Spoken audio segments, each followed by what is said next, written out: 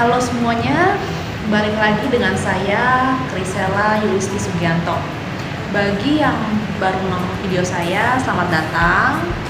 Silahkan subscribe dan like videonya jika kalian suka.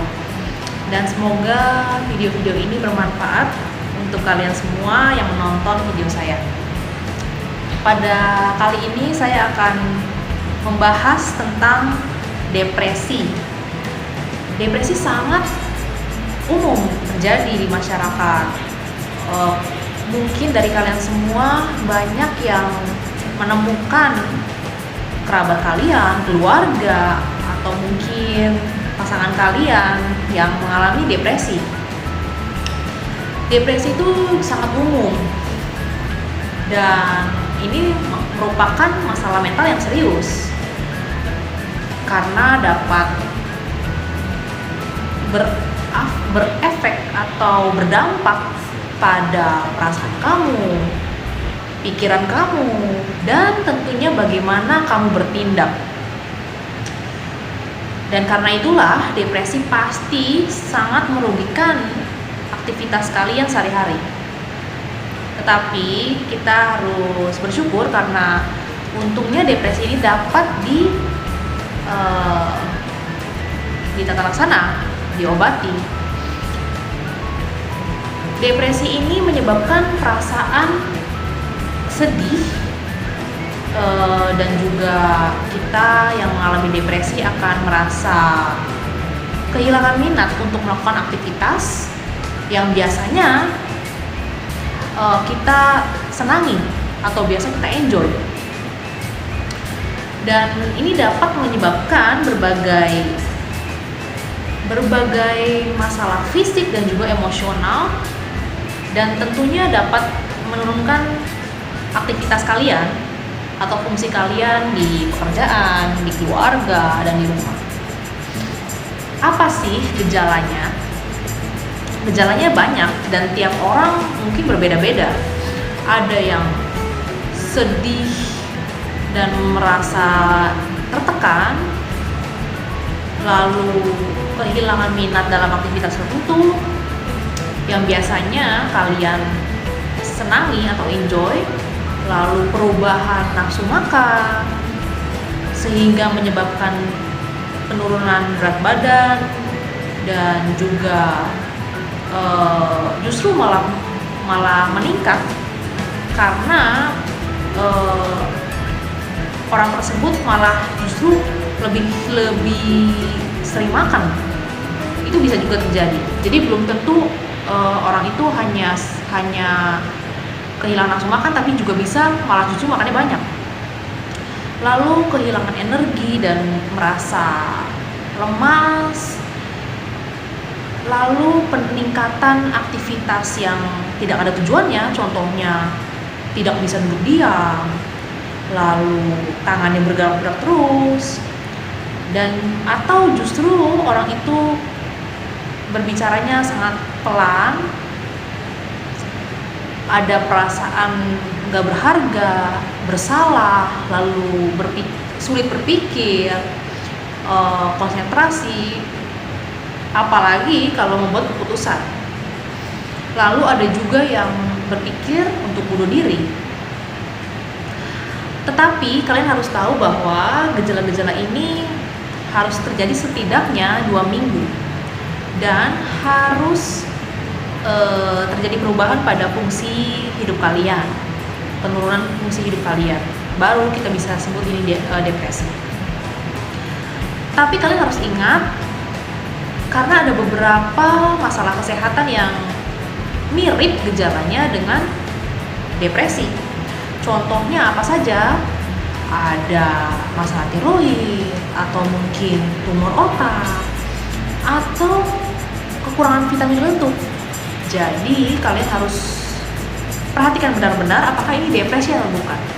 Dan kedua, kalian juga harus membedakan ini depresi atau kedukaan atau kesedihan, karena banyak orang yang berbeda ya. Ini padahal bukan depresi, melainkan ia hanya memang sedang berduka begitu. Ada yang kerabatnya atau keluarganya meninggal. Nah, apa sih bedanya ini kedukaan atau depresi? Biasanya pada kedukaan itu ya sedihnya itu bergelombang ya, maksudnya timbul saat ya ingat memori dengan orang yang dikasihinya, yang telah meninggalkannya.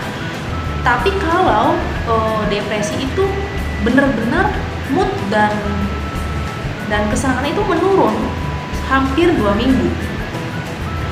Dan juga biasanya kalau misalnya kedukaan itu ia masih memiliki harga diri dipertahankan. Tapi kalau depresi, orangnya itu membenci dirinya sendiri dan merasa tidak berharga gitu. Dan kalian tahu, seperti yang saya jelaskan di video saya sebelumnya, kecemasan banyak terjadi di perempuan. Ini sama, depresi juga banyak terjadi pada perempuan daripada laki-laki. Bahkan ada literatur yang menyebutkan bahwa hampir sepertiga perempuan pasti pernah mengalami depresi dalam hidupnya. Wah, sangat banyak ya. Ya, kalian harus memperhatikan, mungkin ada ibu kalian atau mungkin adik perempuan kalian atau pasangan kalian yang terkena depresi atau tidak. Kalian harus aware. Lalu dan menurut literatur juga, depresi ini dapat terjadi secara keturunan atau hereditary. Dan biasanya kalau ada keluarga yang dekat ya, yang satu tingkat seperti orang tua atau saudara kandung yang terkena depresi, itu justru peluangnya akan semakin tinggi untuk kamu mengalami depresi. Jadi ini dapat terjadi secara turun-menurun. Tapi tenang aja, karena depresi ini dapat diobati atau di treatment. Ya, seperti yang saya tadi bilang bahwa faktor resikonya ada genetik. Lalu selain itu ada apa lagi? Ada juga faktor lingkungan. Karena benar-benar terus-menerus faktor lingkungannya toksik atau tidak baik untuk dirinya, misalnya mengalami emotional abuse atau physical abuse, atau juga terjadi kekerasan atau neglect, diabaikan, itu bisa juga mengakibatkan depresi. Selain itu, personality, di mana orang yang memiliki harga diri rendah juga rentan terkena depresi. Lalu yang keempat adalah kimia otak. Itu adanya perbedaan struktur kimia di otak juga bisa berkontribut atau meningkatkan risiko depresi. Jadi kita harus bersyukur juga karena depresi ini dapat diobati. Dan ada beberapa literatur yang mengatakan bahwa 80 sampai 90% orang dengan depresi memiliki respon yang baik terhadap treatment.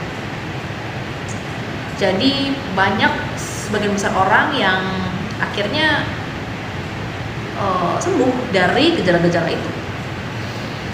Jadi untuk kalian yang mungkin merasa saya punya depresi atau tidak, cepet deh kalian datang ke tenaga kesehatan atau dokter yang mungkin dapat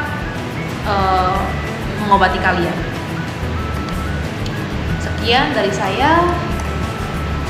Semoga video ini dapat bermanfaat bagi kalian yang menonton, dan juga kalian dapat komen apapun yang kalian ingin sarankan sebagai tema yang video selanjutnya yang akan saya buat. Lalu jangan lupa subscribe dan like. Terima kasih.